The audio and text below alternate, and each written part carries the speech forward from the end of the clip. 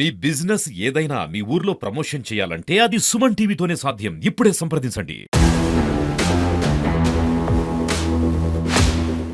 Suman TV ఏదైతే సూర్యాపేటలో కులహంకార హత్య ఏదైతే ముందస్తు నుంచి సుమన్ టీవీ ఏదైతే చెప్తుందో అదే జరిగింది. అదే తీరులో క్రైమ్ అయితే సీన్ అయితే ఇక్కడ ఈరోజు ఎస్పీ గారు ప్రెస్ మీట్ నిర్వహించారు. అయితే ఎవరైతే నిందితున్నారో వారిపై ఎటువంటి కేసులు నమోదు చేశారో ఆ కేసుల పటిష్టత ఎంత ఉందో తెలుసుకోవడానికి మనతో పాటు హైకోర్టు న్యాయవాది దివాకర్ గారు ఉన్నారు.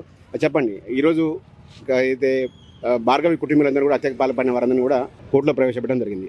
ఎటువంటి కేసులు వాళ్ళ మీద నమోదు చేశారు? వాళ్ళ మీద ముఖ్యంగా బిఎన్ఎస్ఎస్లో ఉన్నటువంటి మర్డర్కి సంబంధించినటువంటి సెక్షన్లు, అదేవిధంగా ఎస్సీ ఎస్టీ అట్రాసిటీలో ఉన్నటువంటి 3(2)V షెడ్యూల్డ్లో ఉన్నటువంటి సెక్షన్లు వాళ్ళపై నమోదు చేయడం అనేటువంటిది జరిగింది. కాబట్టి మేము ప్రొద్దున ఇక్కడికి వచ్చాము ఫ్యాక్ట్ ఫైండింగ్లో భాగంగా. కాబట్టి ఇక్కడ పోలీసులను ఎస్పీ గారిని కలిసాము. ఎస్పీ గారిని కలిసి ఆ సంబంధిత బాధిత కుటుంబానికి వారికి ప్రొటెక్షన్ కల్పించాలని చెప్పి కూడా ఎస్పీ గారితో మాట్లాడాము. అదేవిధంగా బాధితులు చెప్పిన వివరాల ప్రకారం ఏంటనంటే పోలీసులు కొంత ఈ కేసులో శ్రద్ధ చూపట్లేదని వాళ్ళు కొంత బాధ వ్యక్తం చేశారు. ఇదే విషయంపై ఎస్పీ గారిని కలిసి చెప్పాము. సీన్ ఆఫ్ అఫెన్స్లో ఉన్నటువంటి అక్కడ విజిట్ చేయకపోవడం కానీ, లేకపోతే అక్కడ సీన్ ఆఫ్ అఫెన్స్ సీజ్ చేయకపోవటం కానీ, లేకపోతే వాళ్ళ స్టేట్మెంట్స్ని ఇంత 2 రోజులు 3 రోజులు గడుస్తున్నా రికార్డ్ చేయకపోవటం కానీ, ఇవన్నీ కూడా ఏంటనంటే కేసు కొంత అలసత్వాన్ని చేసే విధంగా ఉన్నాయి. కేసు కొంత తప్పుదోవ పట్టే విధంగా కూడా ఉంటుందని చెప్పి కూడా మేము ఎస్పీ గారికి తెలియజేయడం అనేటువంటిది జరిగింది. ఎస్పీ గారు కూడా వెంటనే స్పందించి మరి అక్కడ ఉన్నటువంటి అధికారులను పిలిచి వారు మాట్లాడారు.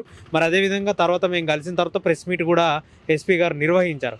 కాబట్టి మేమేమంటున్నామనంటే ఇలాంటి కేసులు జరిగినప్పుడు ముఖ్యంగా మనకి ఇలాంటి కేసులలో ఎవిడెన్స్ అనేటువంటి చాలా కీలకమైనటువంటి పాత్ర పోషిస్తుంది.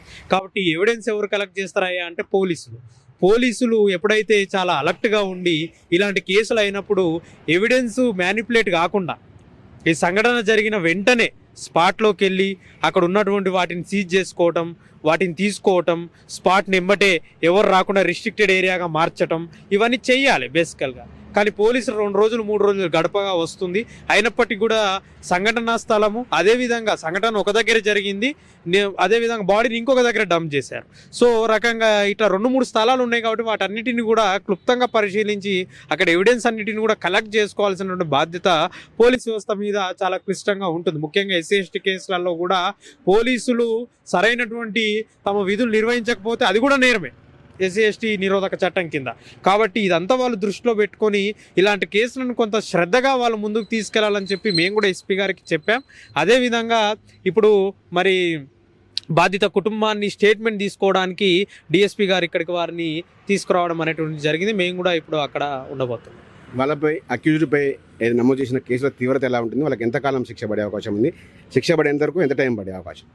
ముఖ్యంగా ఇవి లైఫ్ ఇంప్రిజన్మెంట్ ఉన్నటువంటి సెక్షన్లు మనకు ఎస్సీ ఎస్టీ అట్రాసిటీలో పెట్టిన లైఫ్ ఇంప్రిజన్మెంట్ ఉన్న సెక్షన్స్ అండి. నిజంగా ఆధారాలు పోలీస్ వ్యవస్థ కొంచెం పటిష్టంగా ఆధారాలను కోర్టులో ప్రొడ్యూస్ చేస్తే వాళ్ళకి జీవిత ఖైదు పడేటువంటి అవకాశం ఉంది ఈ కేసులలో. కాబట్టి దానికి పోలీసులు కృషి చేసి ఎక్కడా కూడా ఎవిడెన్సెస్ ఎక్కడా కూడా కొంచెం కూడా నిర్వీర్యం కాకుండా చూడవలసిన బాధ్యత మేము కూడా మా తరపున వాళ్ళని రిక్వెస్ట్ చేస్తూ ఉన్నాం. కాబట్టి ఖచ్చితంగా కూడా ఎవిడెన్సెస్ని కొంత ఖచ్చితంగా తీసుకోవాల్సిన అవసరం అయితే గట్టిగా వాళ్ళ పైన ఉంది. ఇది ఏదైతే కేసులు ఏదైతే నిందితులపై ఉన్నారో, భార్గవి కుటుంబ సభ్యులు ఉన్నారో వారిపై నమోదు చేసిన కేసులు ఖచ్చితంగా జీవిత ఖైదు పడే అవకాశం అయితే కనిపిస్తూ ఉంది. దీంతో కొద్దిగా పోలీసులు ఏదైతే ఇందులో ఏదైతే స్ట్రైట్గా వ్యవహరించి ఎవిడెన్స్లన్నీ కూడా సజావుగా కోర్టులో సమర్పించాల్సి ఉంటుంది.